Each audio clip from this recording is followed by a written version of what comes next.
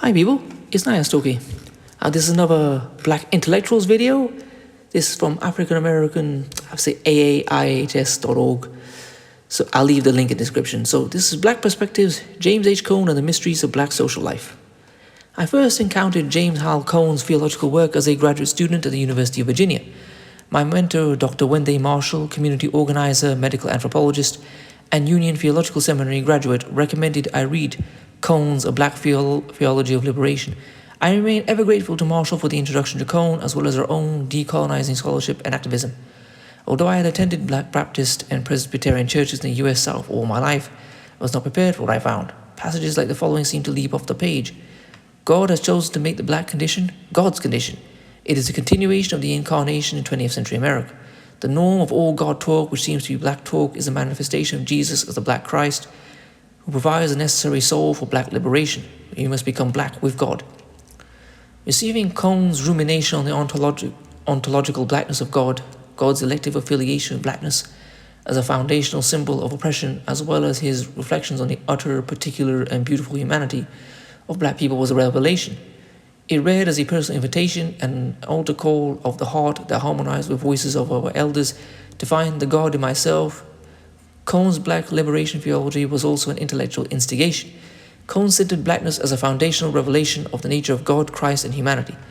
This differed from the cultural relativism, the emphasis of cultural particularism, and the study of cultures in their own terms that I was being taught as a cultural anthropologist. Moreover, his transparency of writing from, about, and to black people was starkly different than the universalistic enterprise that I, as an anthropologist, ascribed to Christian theology. As anthropologists and theologians outline historical, methodological, and conceptual overlaps and map zones for potential interdisciplinary social engagement, we are left with questions about how those conversations will address representational inequalities engendered by anti-blackness and colonialism constitutive of North American society, its academy, anthropology, and Christian God talk. There is a necessity to make sure that decolonizing earthly theologies, common sense theologies, and black community theologies like those offered and engaged by Cone are part of these conversations. An attention to critical ethno-theologies like those offered by Cone can direct this new arena of collaboration in liberatory rather than merely descriptive directions. As an ethnographer of black religious sociality, I am inspired by Cone's sustained attention to what he identifies as the great mysteries of black social life in the cross and the lynching tree. Illustrating the classical humanitarian view of the ultimate characteristic of his theology, Cone's contemplation of African American communal mystery emerges in the space between the immanent and the transcendent, inhabited by the Holy Spirit as black persons making decisions about their togetherness.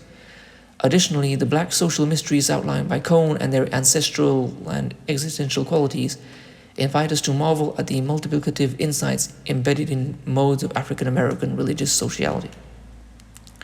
James Cone's imagination of black mysteries emerges from his familial and religious experience in Bearden, Arkansas.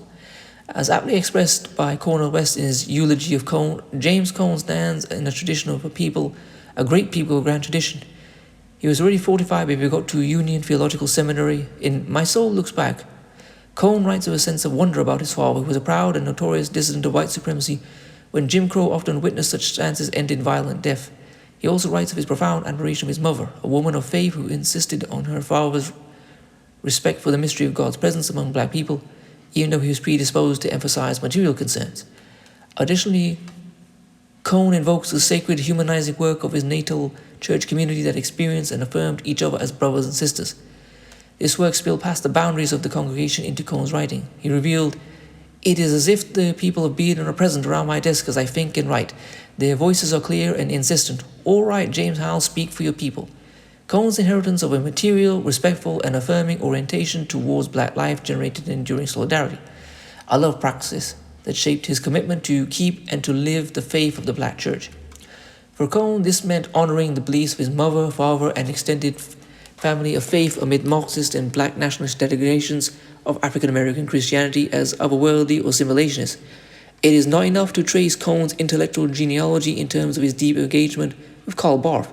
Rather, it is also vital to locate the ancestral peopling of Cone's thinking and to imagine and offer such methods of ancestral communication in our scholarly work by talking and hearing the dead through memory and story that are a part of Southern black religious and spiritual landscapes that gave rise to Cone and his thoughts. In addition to its ancestral moorings, the mysteries of black social life are experiential. The endurance of black people amidst the ravages of slavery and its myriad afterlives is a miracle. The aura of the mystery of black existence is eloquently expressed by Alice Walker in the foreword to Barracoon by Zora Neale Hurston. Ours is an amazing, a spectacular journey in the Americas. It is so remarkable, one can only be thankful for it.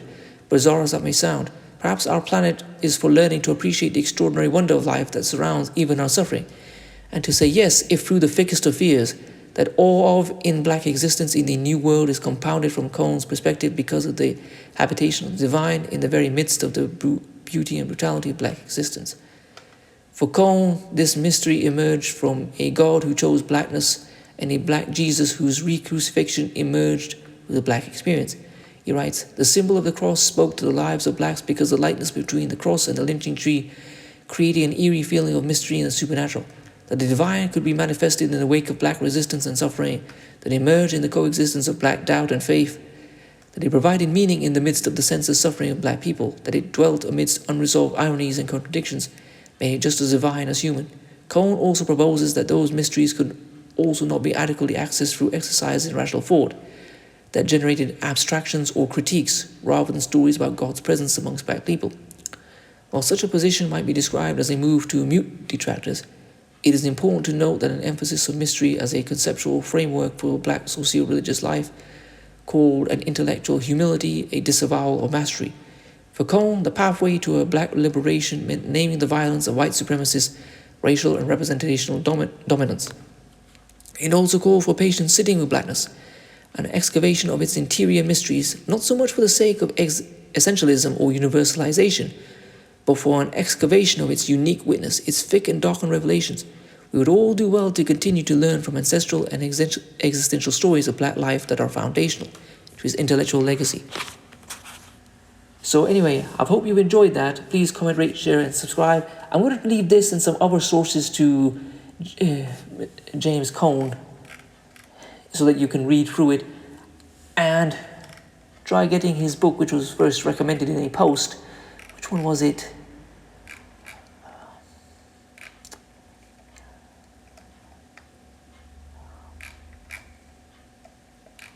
I think it's Black Liberation Theology. Oh, A Black Theology of Liberation. So anyway, please comment, rate, share, and subscribe. Peace.